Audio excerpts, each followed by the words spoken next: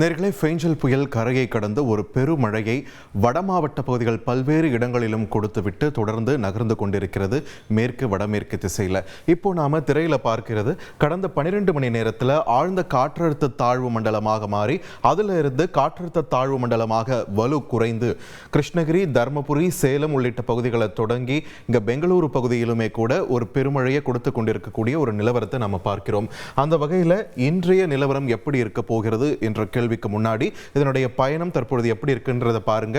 கரையை கடப்பதற்கு முன்பாக வடமேற்கு திசையில் நகர்ந்து கொண்டிருந்த இந்த ஃபெஞ்சல் புயல் சின்னமானது அதன் பிறகு ஒரு தென்மேற்கு திசையில் ஒரு டிப் எடுத்தது. மறுபடியும் வடமேற்கு திசையில் நகர்ந்து கிருஷ்ணகிரி, தர்மபுரி மாவட்டங்கள் வழியாக இப்போ அப்படியே தொடர்ந்து கர்நாடக மாநிலத்தின் சென்னப்பட்னா, மைசூரு இந்த பகுதியில் இப்படியே போய் வட கேரள பகுதிகள், தெற்கு கர்நாடக பகுதிகளுக்கு பெருமழையை கொடுத்து கொண்டு கரையை கடக்க இருப்பதாக, அந்த பக்கம் அரபிக்கடலில் சென்று சேர இருப்பதாக கணிப்புகள், கருத்துக்கள் தெரிவிக்கின்றன. இந்த நிலையில் என்ன இருக்குன்னு பார்த்தீங்கன்னா, இந்த என்டையர் பெல்ட் நல்ல ஒரு மழை பொழிவை பெற்றுக் கொண்டிருக்கக்கூடிய நிலையில் இதன் தாக்கத்தினால இங்க பார்த்தீங்கன்னா நீலகிரி மாவட்டத்தின் பல்வேறு பகுதிகளும் வடகேரள மாநிலத்தின் பல்வேறு பகுதிகளிலுமே கூட மழை பொழிவு இருப்பதற்கான வாய்ப்புகளை இது உருவாக்கி இருக்கு.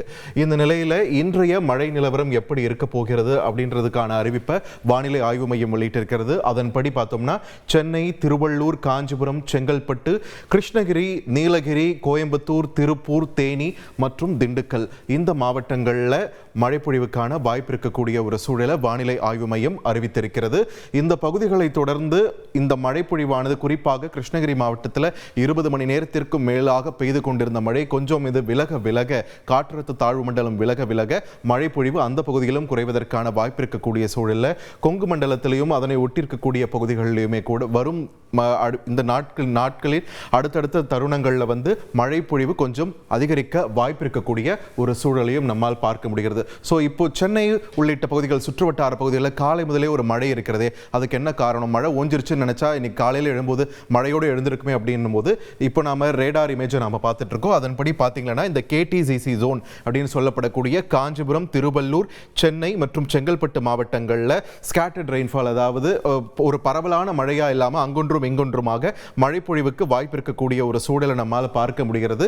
கடலில் இருந்து புதிதாக அந்த மழையை கொடுக்கக்கூடிய பேண்ட்ஸ் நகர்ந்து இந்த மழைப்பொழிவை இந்த பகுதியில் கொடுத்து கொண்டிருக்கக்கூடிய ஒரு நிலவரத்தையும் பார்க்கிறோம். இந்த நிலையில் நம்ம ரேடார் இமேஜை பார்க்கும்போது அது இங்க உறுதி செய்யப்படுறது உங்களால் திரையில பார்க்க முடிகிறது. கடல் பகுதியிலிருந்து பாருங்க, மழை தரக்கூடிய அந்த பேண்ட்ஸ் ரெயின் பேண்ட்ஸ் சென்னை உள்ளிட்ட இந்த கடலோர பகுதிகள், வட கடலோர பகுதிகளை நோக்கி நகர்ந்து கொண்டிருக்கக்கூடிய ஒரு சூழலையும் நம்ம பார்க்கிறோம். ஸோ இன்று காலை 10 மணி வரைக்கும் மழை நிலவரம் எப்படி இருக்க போகிறது அப்படின்றத பார்க்கும்போது பெரும்பாலும் வட மாவட்டங்களில் இருந்த பெருமழை குறைந்து ஒரு மிதமான அளவிலான மழை பொழிவு இருக்கக்கூடிய ஒரு சூழலை தான் நம்ம பார்க்கிறோம். குறிப்பாக கிருஷ்ணகிரி, தர்மபுரி பகுதிகளிலுமே கடந்த இரவு முழுக்க பெய்து கொண்டிருந்த மழைக்கு ஒரு விடிவு காலம் பிறக்க இருக்கிறது. மழையின் தீவிரம் குறைய இருக்கிறது. அதே நேரத்தில் பார்த்தீங்கன்னா இந்த பக்கம் பெங்களூரு, கர்நாடக, தெற்கு கர்நாடகாவை ஒட்டியிருக்கக்கூடிய பகுதிகளில் மழை தீவிரம் எடுக்க வாய்ப்பு இருக்கக்கூடிய ஒரு சூழலை நம்மால் திரையில் பார்க்க முடிகிறது. இது இன்று காலை 10 மணி வரைக்குமான மழை நிலவரமாக இருக்கிறது. ஸோ தமிழகத்தில் இன்று ஒரு சில இடங்களில் மட்டும்தான் மிதமான அளவில் மழைக்கு வாய்ப்பு இருக்கிறது. இதுதான் தற்போதைய வானிலை நிலவரம்.